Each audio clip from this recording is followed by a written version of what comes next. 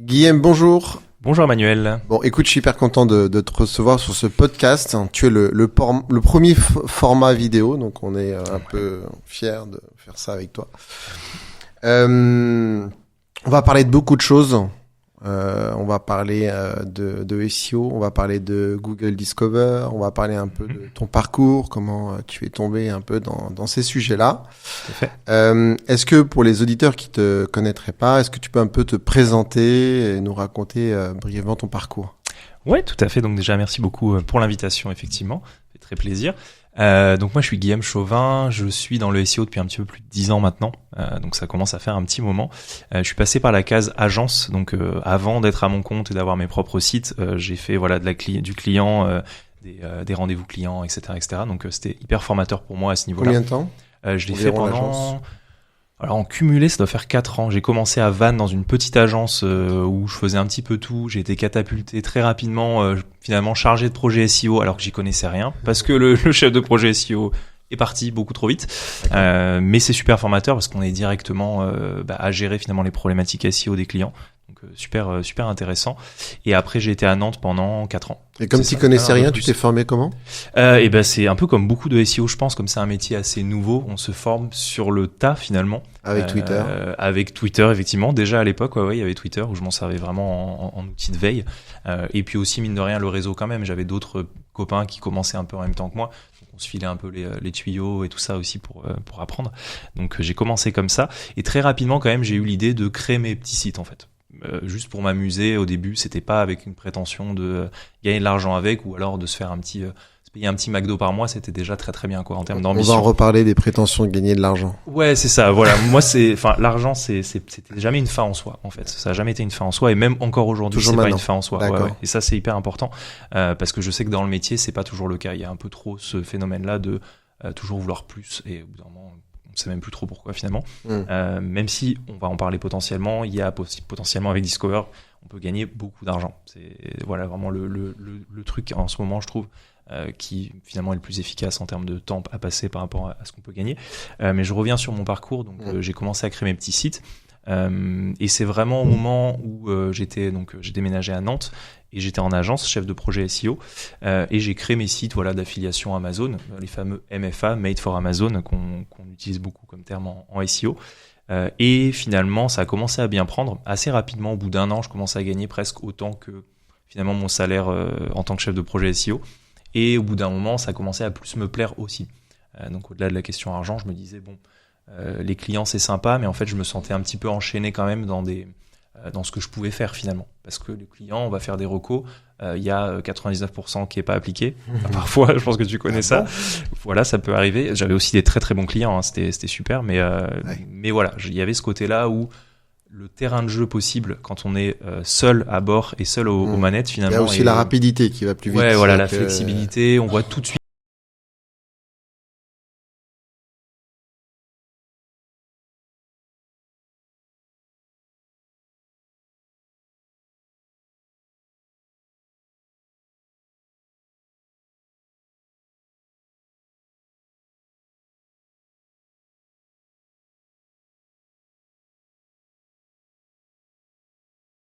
Je prends mon envol et je me lance à 100% dans l'édition de site, quoi. Donc c'est ça. Resto en auto-entrepreneur? Non, je suis passé après en SASU, puis ensuite EURL, parce que je me versais jamais de dividendes, donc ça sert à rien d'être en SASU pour parler un peu statut, mais ouais. Et ça peut être intéressant d'ailleurs. Donc toi, t'as choisi, t'es resté sous ce format-là d'ailleurs. Tu es resté sur la même entreprise, même format juridique. Alors j'ai changé, ouais, justement. En fait, j'étais en SASU au début parce que on m'avait conseillé ça un petit peu. Voilà, ils connaissaient pas grand-chose. Pour faire très simple, la SASU c'est plus efficace pour se verser des dividendes, c'est plus optimisé pour les dividendes. Et en fait, je me versais jamais de dividendes, donc ça n'avait aucun intérêt. Ce qui fait que je suis passé en EURL, qui est en fait la SARL unipersonnelle. Ça change pas grand-chose sur le papier. Hein, vous êtes au régime IS. Enfin voilà, c'est une vraie entreprise entre guillemets. Et puis ensuite, j'ai commencé à embaucher aussi. Donc j'avais 3 salariés à un moment, puis 2, puis 1. Et là, j'en ai qu'un et c'est un bon format. Ouais, je trouve que c'est le bon format. Ouais. D'accord. Et tu es des salariés en CDI ou c'était des contrats plus courts? Ça a toujours été stage d'abord. Parce que voilà, stage rémunéré, stage de plus de 6 mois. Voilà, le but c'est pas d'être une boîte à stagiaires. Et puis j'aime bien que les personnes soient là longtemps parce qu'on passe du temps à leur expliquer. Au début, forcément, c'est pas rentable entre guillemets. Et puis même pour eux, c'est pas intéressant si au bout de 4 mois, ils s'en vont quoi. Donc c'était 6 mois et en fait, à chaque fois, en tout cas les stagiaires qui étaient vraiment bien, je les ai gardés soit en CDI directement, soit en CDD. En fonction un peu de la situation économique de la société, quoi. Et ça, pour rester 2 secondes sur le sujet, donc l'aspect humain, gérer des gens versus faire les choses soi-même. Ouais, hyper important pour le côté, tout simplement quand on est en agence, par exemple, on a des collègues. C'est quand même sympa d'avoir des collègues. Il y a le côté humain où on peut échanger sur les projets, on peut faire des blagues pro un petit peu. Enfin, on peut parler finalement des sujets pro avec légèreté aussi. Quand il y a des clients qui sont un peu pénibles, quoi, ça peut être intéressant. Donc ouais, tous ces aspects-là, en vrai, ils sont hyper importants. Donc c'est des choses qu'on peut pas retrouver avec un freelance, par exemple. Je bosse énormément avec des freelances aussi, et c'est pas pareil puisqu'en termes d'implication, ils sont pas autant dans la société, dans les projets, etc. Donc ce côté humain, était vraiment hyper important pour moi de retrouver. Il y a même à un moment donné, c'était même pas une question de encore une fois de rentabilité ou quoi, c'était je me disais là ça fait 2-3 ans que je bosse tout seul, j'ai besoin peut-être d'avoir un peu une vision un peu différente, de pouvoir un peu discuter avec quelqu'un, tout ça, et puis en vrai non, ça t'amène à aller plus loin avec ta boîte en réalité. Avec des réflexions, tout ça. À ces tailles-là, je suppose qu'on arrive à peu près à gérer, à se parler, à éviter des problèmes d'incompréhension de l'un et l'autre, quoi. Ouais, tout à fait, c'est ça. Et on garde la flexibilité, on n'a pas d'inertie dans les prises de décision. C'est ça qui est bien aussi. Je pense qu'à partir d'une certaine taille, tu as dû le constater peut-être de ton côté, plus t'es nombreux, plus le bateau est gros, finalement, pour reprendre cette métaphore connue. Plus on a l'inertie, en fait, on veut tourner à droite, ok, mais il faut... Voilà. Nous, on est 40 et c'est vrai que, par définition, emmener tout le monde dans la même direction, ça, on y arrive assez bien. Mais après, évidemment, il y a le fait de répondre aux besoins personnels de chacun, aux attentes personnelles de chacun. Il y a ça aussi, ouais, tout à fait. En termes de formation, en termes d'évolution de carrière, en termes de plein de choses. Et ça, c'est vrai que c'est plus facile quand on est 3 que quand on est plus nombreux. C'est sûr. Être à l'écoute, de connaître bien tout le monde. Et puis il y a ce phénomène de quand on fait plaisir à quelqu'un, les autres vont regarder ce qu'il a obtenu ou pas. Et donc aussi, tout à fait. Ça peut être un peu plus compliqué. Après, ça se passe assez bien. Mais moi, ça m'a appris une rigueur en fait. Moi, ça m'a appris une rigueur aussi qu'on est moins obligé d'avoir au début. De faire attention à ce qu'on accorde à l'un pour pas que ça dévalorise quelqu'un d'autre. Tout à fait. Le côté égalité en fait. Tout à fait. Qui est complètement compréhensible, mais qui est important. Ouais. Ok, très clair. Et donc du coup, dans cette société, dans ta nouvelle vie, tu fais au début du SEO, c'est ça, classique? Donc au début du SEO classique, effectivement, j'ai pas rebondi là-dessus. Donc au début, même pas des clients en fait. C'était vraiment, en agence, c'était pour tes sites. Mais après, c'était pour mes sites. Donc, c'était vraiment ça que j'adorais aussi. C'est, comme je disais, je suis le seul. En fait, je suis mon propre client. Le site, je le crée pour mon propre compte. Il m'appartient à 100%. J'ai finalement déterminé un marché via un mot-clé qui était intéressant. On fait un site qui est spécialiste et qui est niché finalement sur ce terme-là, sur un mot-clé précis, sur un besoin précis. Et le client, en fait, c'est l'internaute. Mais on n'a pas vraiment de client. Ça, c'est toujours assez dur à faire comprendre, même quand on me demande qu'est-ce que tu fais dans la vie et que la question revient très vite de et comment tu trouves bien des clients, tout ça. Non, j'ai pas vraiment de clients proprement parlé, c'est un peu particulier. Donc ouais, c'est ça que j'aimais beaucoup. Et quand même assez rapidement, non, ça a duré quand même un certain temps donc avec Amazon. Ensuite, je suis passé sur des projets un petit peu plus ambitieux, donc des sites un peu plus gros sur une thématique précise, par exemple la santé, etc. Toujours de zéro? Toujours de zéro, avec des expirés aussi après, quand même, évidemment. Alors, un expiré, pour ceux qui nous écoutent, peut-être. Ouais, domaine expiré, donc c'est un domaine qui est tombé dans le domaine public, qui n'a pas été renouvelé, une URL, quoi, si on veut, un nom de domaine, et qui garde, malgré tout, ses liens, donc son autorité, en fait. Les liens, c'est des votes de confiance pour Google. Donc, quand on rachète un domaine et qu'on le remonte, je prends un exemple, il y avait Blocktel, à un moment donné, site gouvernemental sur le fait de bloquer les spams, les appels téléphoniques. Ils ont changé de nom, ils n'ont pas renouvelé le domaine. Donc en fait, ce site-là avait plein de liens depuis l'Élysée, depuis. C'est toi qui l'as récupéré? Site officiel, pas du tout. C'est un exemple pas fictif, mais pas au hasard. Non, tu as parlé de Marine 2017. Qui est un très très bon pote à moi, ça. Marine 2017, ouais. Très belle réussite, ça, ouais. Tout à fait. Ok. Donc du coup, tu augmentes avec des sites plus gros, des plus ambitieux. Tu pars à chaque fois de zéro, avec un petit expiré, mais en tant que tel, tu rachètes pas un site. C'est ça que je veux dire. Tu rachètes pas un site existant qui a du traffic et qui a déjà fait ses preuves dans une certaine mesure. Ça, alors d'abord, j'ai plein de questions. Donc, d'abord, ça met combien de temps pour voir naître quelque chose de concret? Et puis, tu as parlé de niche et on est 4000 en live, qui nous posent des questions en disant, voilà, comment on trouve une niche, quoi, parce que, on a des petites astuces, quoi, pour trouver une niche qui soit intéressante. Donc c'est vrai que le SEO, c'est un peu mon ancien métier quand même. J'ai pas précisé, mais maintenant je fais du Google News et Google Discover uniquement. J'ai complètement laissé de côté le SEO qui, à mon sens, est quand même un peu complexe aujourd'hui. Mais si T'as revendu tes sites ou tu t'en sers en Discover? Même pas. En fait, j'en étais à un point où on avait décidé avec Albéric, mon employé, de faire le ménage de printemps, tu vois, en avril, de se dire, bah là, on a plein de sites, on n'en fait plus grand chose, on vend quelques liens, on fait quelques petits sous en affiliation, mais pas grand chose. Et on s'est dit, on va tout revendre. On va garder que les sites qui nous intéressent, etc.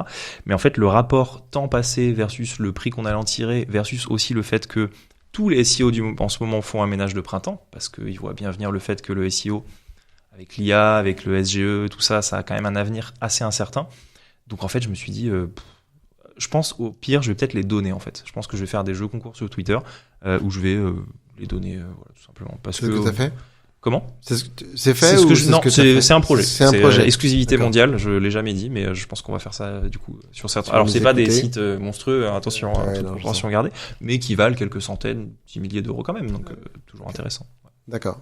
Donc du coup, combien de temps? Au début, quand tu avais lancé le truc, déjà, t'as vu les premiers signes encourageants au bout de 2, 6, 12 mois? Sur les petits sites d'affiliation nichés, donc trouver une niche, c'est regarder les mots-clés, regarder la concurrence qu'il y a en face et se dire, est-ce qu'il y a de la place pour moi? Tout simplement. Est-ce qu'il y a de la place pour un petit site qui va être spécialiste de ça? Je te prends un exemple. Un de mes premiers sites, c'était sur les appareils photo pour enfants. Qui y avait en face à l'époque sur la SERP, donc page de résultats, il y avait la Fnac, il y avait Cdiscount, il y avait des gros quand même. On se dit, bon, c'est quand même fat. Mais en fait, c'était des e-commerce. Et c'était un peu l'inverse d'aujourd'hui. Arriver avec un site de contenu sur une SERP qui est e-commerce, eh bien, on avait un créneau à jouer. Parce qu'en fait, pour l'internaute qui voulait chercher un appareil photo pour enfant, un peu moins décidé, ça, qu'est-ce que je prends en fonction de l'âge de mon enfant, en fonction de mon budget, etc., etc. Donc en fait, le site de contenu que j'avais fait à l'époque, en même pas un mois, il était devant la Fnac, quoi. C'était une autre époque aussi, hein, évidemment. Mais il y avait quoi, une quarantaine de liens peut-être à tout casser. En mode un peu ninja linking, j'avais pas trop de budget à mettre en achat, donc voilà, des petits. Et en contenu, t'as fait comment? Et contenu, donc je rédigeais au début moi-même, et assez rapidement j'investissais quand même dans des rédacteurs parce que j'avais un petit retour en fait pécunier sur mes premiers sites, donc je réinvestissais entre guillemets 100% de ce que je gagnais. Et en fait après je les montais 3 par 3 les sites, moi. Donc je lançais toujours 3 projets en même temps. Et je me spécialisais dans les niches qui étaient rémunérées à 10% sur Amazon. C'est-à-dire qu'il y avait la mode, par exemple, qui était complètement sous-cotée, en fait, beaucoup allé sur voilà, les friteuses sans huile, les trucs comme ça, des gadgets un petit peu. Moi, j'allais sur voilà, les robes portefeuille, les robes, les sacs bandoulières, des choses comme ça. Parce que c'est expert des robes portefeuille maintenant ou... Presque. Presque. Non, on apprend plein de choses, en vrai. C'est ça qui est bien aussi avec les niches quand même. Je savais pas que les robes portefeuille... ça existait avant, donc tu vois, on apprend plein de trucs. Mais non, ouais, je me spécialisais un peu là-dedans. Après, il y a eu l'époque santé, et pareil, pour te répondre sur la durée, ça a été assez fou la rapidité. En fait, j'avais monté un site spécialisé sur plein de pathologies différentes, donc c'était vraiment la santé au sens large. Et ce site-là, c'était pas un expiré. Et en l'espace d'un mois, je suis passé devant des sites comme Doctissimo, etc. Sur tu tapais 6 sites, j'étais premier, quoi. Des mots sympas. Des mots assez, en termes de business, pas forcément, mais en termes de trafic, en termes d'autorité derrière, c'était quand même pas mal. Alors, quelqu'un qui voudrait trouver une niche aujourd'hui, tu as un petit tuto à lui donner ou déjà, avoir les bons outils quand même. C'est-à-dire qu'il faut quand même avoir le volume de recherche, il faut avoir un peu la concurrence, il faut pouvoir analyser une SERP après. Donc, avoir au moins un outil comme Ahref ou SEMrush, ce genre de choses qui va te donner un volume en fait de recherche, c'est la demande. Et ensuite, être capable d'analyser l'offre. C'est un petit Alloscan aussi qui vient d'arriver. Alloscan, tout à fait. Quand je te dis que je connais moins les outils SEO, maintenant. Voilà, c'est notre petit français. On embrasse Stéphane s'il nous regarde. Stéphane qui fait des très très bons tools, tout à fait. Donc que j'ai pas testé, pour ça que j'en parle pas, mais qui a l'air très très bien effectivement. Et voilà, l'idée c'est offre-demande. En fait, c'est faire une étude de marché comme dans la vraie vie, mais sur Internet, quoi. C'est aussi simple que ça. Et derrière, on peut s'inspirer aussi des fois de niches qui marchent bien sur les réseaux sociaux. c'est plus vrai sur Discover pour le coup. Mais voilà, l'idée c'est ça, c'est d'être capable de se dire c'est quoi la demande et c'est quoi l'offre que je mets en face et est-ce qu'il y a une place pour moi en fait. Voilà, tout simplement. Très clair. Ok, super. Et un jour, tu découvres Google Discover.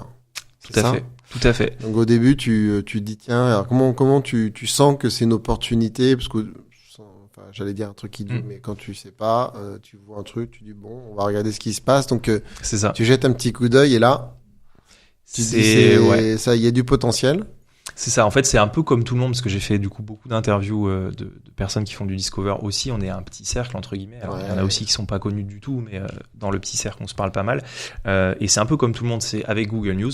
Donc en fait, au début, on se spécialise sur Google News parce que c'est ce qui marche bien. C'est-à-dire que Google News, donc site qui est validé par Google comme pouvant faire de l'actualité. On va pouvoir boxer dans les pages de résultats, on va pouvoir être dans les petits encarts actualité. Voilà, la SERP classique. Voilà, et plus la SERP classique, on va rentrer très très vite sur des mots-clés top 10. En fait, en moins de 24 heures, tu peux être top 10 sur Bitcoin, par exemple. On va le faire avec un site classique, c'est compliqué. Donc, spécialisé là-dedans, comme pas mal d'autres SEO. Et en fait, au bout d'un moment, on a un pic de trafic monstrueux. On cherche un petit peu sur quel mot-clé on se positionne et on trouve pas. En fait, on se dit, mais c'est bizarre. Moi, c'était sur en rapport avec FIFA, le jeu FIFA. Et en fait, je me disais, mais il peut pas y avoir autant de monde dès le matin. Là, il est 7h du matin. Il n'y a pas un volume de recherche suffisant, même sur un gros mot-clé comme ça, pour que j'ai autant de trafic, en fait. Et c'est le lendemain sur la Search Console qu'on voit Discover, du coup. Et là, on se dit, c'est quoi ce truc, machin. On a vaguement entendu parler à droite à gauche, déjà. C'était il y a 4 ans, du coup. Et puis, on se décide à creuser le truc, quoi. On se dit, donc, qu'est-ce que c'est? On va comprendre, on regarde un peu des... Vas-y, Non, excuse-moi, c'est fini ta phrase. Non, et après, on essaie de creuser, déjà de comprendre ce que c'est, entre guillemets. Pas beaucoup d'infos à l'époque, pas beaucoup d'infos anglophones ni francophones, il y avait vraiment rien il y a 4 ans. Quelques personnes qui en faisaient déjà, voilà, des Labis, Clément Pesso, ce genre de personnes qui faisaient déjà ça avant. Mais voilà, très rapidement, on se dit, je vais essayer de focus ça, en fait. Ça a l'air mieux que Google News en termes de trafic. Bon choix, quand même. Plutôt un bon move. Là, pour le coup, bon choix. Effectivement, ouais, non, complètement. Donc, du coup, si on revient, parce que moi, j'ai eu la chance de suivre ta formation, très qualitative. Merci pour ça. Et donc, si on revient un petit peu sur donc Genius pour ceux qui nous écoutent et qui vont peut-être avoir envie de suivre ta formation ou de s'y coller directement. Ouais. Donc, en fait, Google News, qu'on se dise les choses clairement, avant, on pouvait s'inscrire comme la GMB pour le local, etc. Donc, on avait un truc, etc. Il y avait des règles où il fallait produire du contenu ceci, il fallait faire, c'était pas non plus n'importe qui était accepté. C'est ça. Et Google, je crois, fin 2019, si je dis pas de bêtises, en décembre, change les règles. Et dit, bon, finalement, on n'est pas plus bête qu'un autre, on va deviner par nous-mêmes qui est Genius et qui ne l'est pas, ou qui va le devenir. C'est ça. Et donc, plus possibilité de devenir Genius par ses propres moyens, on va dire. Donc, d'où des gens qui se sont spécialisés dans les achats de ces noms de domaine. Et donc, on le récupère, on le monte et on espère que ça va gagner. Alors, toi, justement, toi, comment tu fais pour obtenir des Google News parce que c'est pas facile de détecter qu'un nom de domaine est Google News. C'est ça, ouais. Est-ce que tu les achètes auprès de ceux qui ont des techniques plus fines que les tiennes ou est-ce que tu as les mêmes et tu es sur les enchères en face de personnes qu'on connaît bien dans la sphère? C'est ça. En fait, les Genius, il y a quand même maintenant ça commence à être assez connu de comment on les détecte. Donc je vais pas forcément faire un cours magistral sur tout ça parce qu'il y a déjà pas mal de contenu sur ce sujet-là. Il y a Tremplin Numérique avec qui je travaille beaucoup qui fait ça très très bien. C'est pas le seul évidemment, il y en a pas mal comme tu le disais. En fait un Genius, une fois qu'on le détecte, il va monter beaucoup en enchères. Donc de toute façon ça on peut s'en rendre compte en fait entre guillemets. C'est même souvent comme ça qu'on s'en rend compte au début, c'est pourquoi il est aussi cher ce nom de domaine, parce que sur le papier il est pas si dingue. Et en fait c'est juste qu'il a ce côté validé Genius. Ça veut pas forcément dire que ça va être un tueur dans la SERP. Derrière, il y a tout un process à avoir quand même, et c'est encore plus vrai maintenant. Google est capable de détecter quand on va remonter un site, mal remonter un Genius, on va se faire pénaliser, il va même sortir de l'index en fait. Donc ça fait un petit peu mal quand on l'a acheté plusieurs milliers d'euros. Donc en vrai, moi ce que je faisais, c'est donc les acheter moi-même, le fameux snapping, hein, donc quand on va le détecter sur des plateformes, on va faire des backorders, ce genre de choses. Plus ça allait, plus j'avais la flemme de faire ça en vrai. Donc je l'achetais plus cher auprès de personnes qui l'avaient préqualifié en amont, qu'il avait voire déjà remonté des fois où il y avait déjà un petit peu passé finalement les premiers processus de vérification. Donc pour moi, ça vaut le coup de payer plus cher parce qu'on sait qu'il est indexé, on sait qu'il s'indexe vite, on sait qu'il boxe, et ça a une énorme valeur, surtout pour Discover. Parce que effectivement, oui, Google News, c'est un peu plus vrai aujourd'hui maintenant, même que quand j'avais lancé ma formation où c'était un petit peu en perte de vitesse, c'est quand même un gros gain derrière pour Discover. C'est pas du tout obligatoire, mais on va rentrer plus facilement, on va faire des plus gros scores plus vite, mais voilà, c'est pas la seule façon de faire, mais ça aide beaucoup, quoi. Je me suis un peu perdu dans la question. Donc du coup, si on veut remonter un Gnews sans se tromper, sans le perdre, t'as quelques conseils à donner ? Déjà, il faut attendre. Ça, c'est contre-intuitif. En fait, si vous allez dès le début le remonter, mettre un WordPress, mettre du contenu d'actualité, même si c'est dans sa thématique, et que vous allez bombarder en fait d'articles, vous allez avoir un pic qui va faire ça, et voilà. En fait, ça va directement se casser la figure, parce que Google, il peut voir les patterns de, en fait, ce site-là, il était mort, il revient, c'est bizarre, c'est un WordPress, c'est bizarre, il change un peu quand même les mentions légales, etc., etc.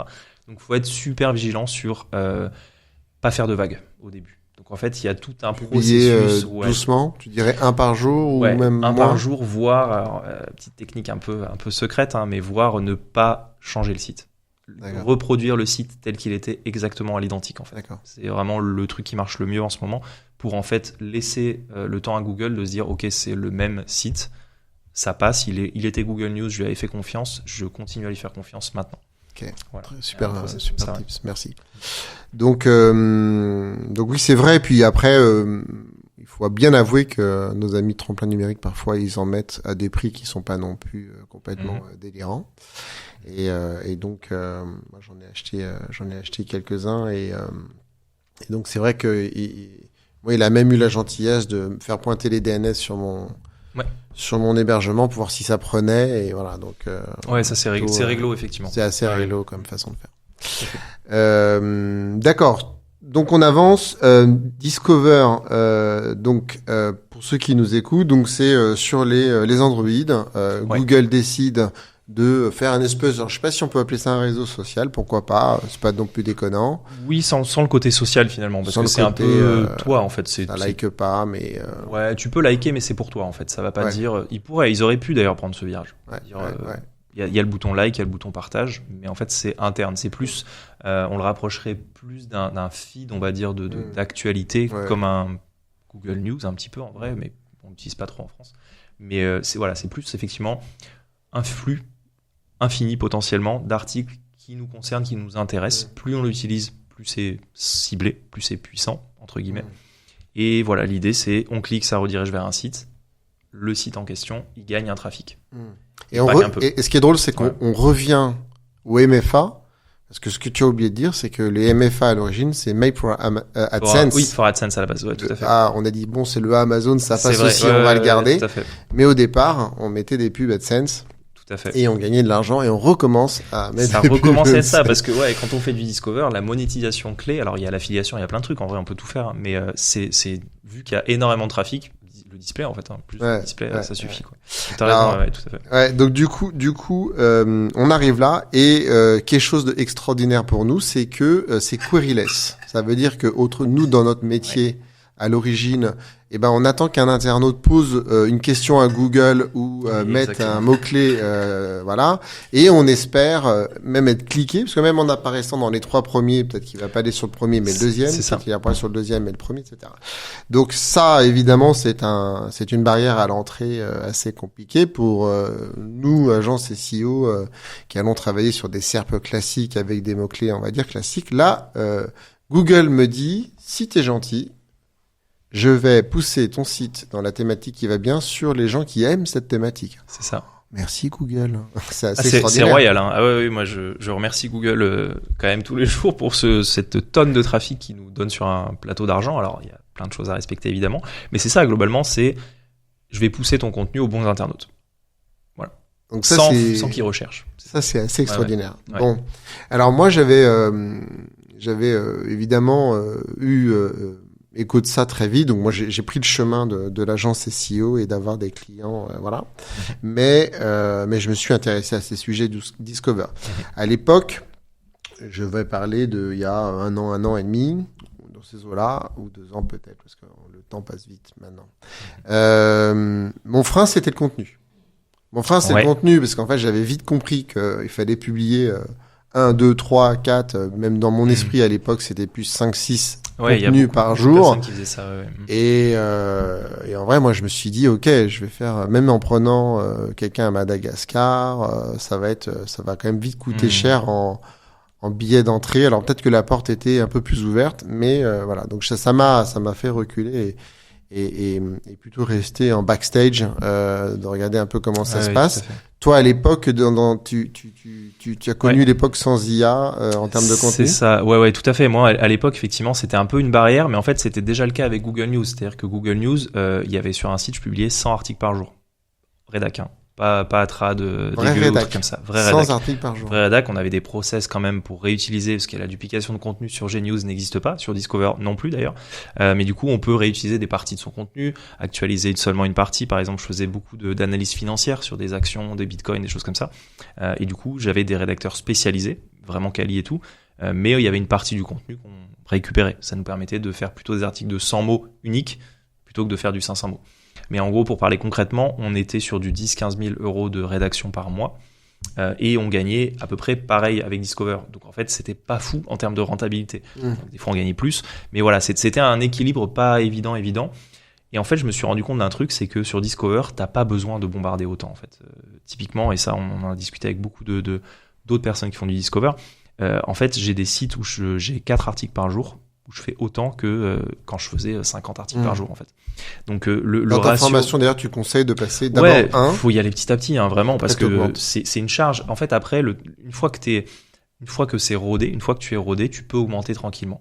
Là où c'est entre guillemets dangereux, le mot est peut-être pas juste, mais c'est si tu veux direct commencer à 100 articles par jour ou 20, allez, parlons de choses plus raisonnables, 20, ben en fait, tu vas te mettre une pression de fou.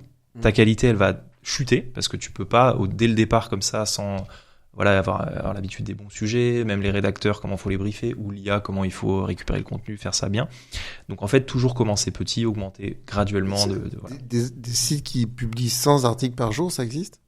Alors oui, les vrais sites d'actualité, il y en a plein, ouais, complètement. Qui font 100 articles par jour. Tu prends genre Le Parisien, des choses comme ça, je pense qu'ils doivent pas être loin des 100 par jour. Si tu prends toute la galaxie de contenus qu'ils font, les bons plans, les petites actus chaudes, les reportages, etc., ça va assez vite au final. Ok. C'était non, tu peux faire ce genre de choses. Là, c'était un Gnews, moi pour le coup, qui était pas suffisamment légitime pour avoir autant d'articles par jour normalement, mais ça passait. Google indexait tout, ça boxait, ça faisait du disco. Donc là, à cette époque-là, toi, t'es chef éditorial ? C'est ça, il y avait un gros taf de brief, du coup, de brief de rédacteur, ouais. Et là, l'IA est arrivée, et ça a changé la donne en réalité. Alors, c'est le drame, oui, pour le côté humain quand même, enfin, pour le côté rédacteur. Moi, il y a des rédacteurs que j'aurais expliqué un peu quand même, en fait, voilà, c'est plus rapide, c'est moins cher, c'est plus qualitatif dans certains cas. Le choix est vite fait, quoi. Donc malheureusement, et je pense que ça, toutes les entreprises du monde auront ce choix au bout d'un moment de se dire, je peux faire pareil pour 100, parce qu'on parle de 100 fois moins cher. Hein, je veux dire, c'est pas 2 fois moins cher ou quoi. Donc moi, j'ai fait ce pivot-là comme beaucoup de mes confrères, je pense. Et là, le ROI, c'est magique en fait, parce que sur des sites où on a une production de contenu déjà qui est facilitée, parce qu'en termes de brief, c'est beaucoup plus simple d'aller former des gens à utiliser l'IA ou utiliser des API que d'aller briefer les rédacteurs, contrôler ce qu'ils font, etc. Et mon ROI, mais ça se voit direct même sur mon bilan, là, de la marge opérationnelle, elle a fait x4, quoi. Donc là, tes rédacteurs travaillent avec de l'IA ou c'est full IA ? C'est des rédacteurs qui travaillent avec de l'IA ou du full IA. C'est vraiment les deux. Ouais, je les ai formés justement. Il y en a beaucoup en fait qui ont compris ça, qui ont compris que oui, ils pouvaient plus travailler comme avant, de tout rédiger de zéro. Et surtout pour le même prix. Et surtout pour le même prix. Ce qui est, par contre, c'est un autre débat, peut-être pas le temps d'aborder tout ça là, mais oui, effectivement, l'humain dans tout ça, c'est pas forcément évident, quoi. Il faut quand même beaucoup de rédacteurs hyper réfractaires à ça. On peut les comprendre d'ailleurs. Mais du coup, toi, donc tu trouves des rédacteurs qui disent OK, moi je vais agrémenter mon contenu avec de l'IA et puis je vais relire ce qui est écrit. Ouais. En termes de coût, tu tombes à combien pour un contenu, en fait, parce que malgré tout, je je sais pas, s'il est à 10 € les 100 mots, il va pas tomber à 1 centime les 100 mots.